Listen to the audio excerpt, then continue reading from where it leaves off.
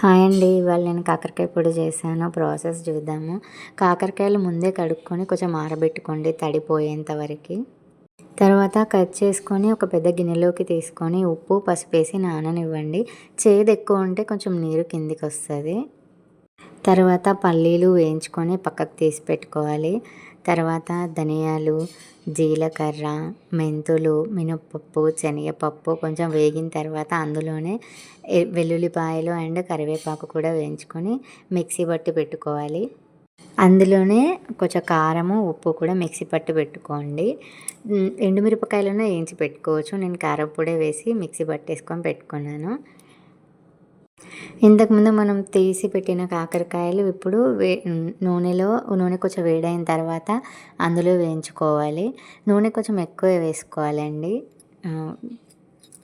కాకరకాయలు కొంచెం మెత్తబడే వరకు సిమ్లో పెట్టుకొని ఆ తర్వాత హై ఫ్లేమ్లో కరకరలాడేలాగా చేసుకోవాలి. అట్లయితే మనకి పొడి చేయడానికి ఈజీ ఉంటుంది.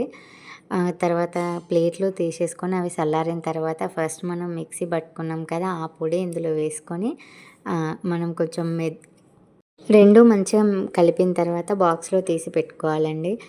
కాకరకాయ ఎక్కువ తినని వాళ్ళు కూడా మంచిగా తింటారు, ఎందుకంటే చేదు ఎక్కువ ఉండదు. ఈజీ ప్రాసెస్ కూడా చాలా బాగుంటుంది. ఒక నిల్వ కూడా ఉంటుందండి పొడి. Please subscribe my channel.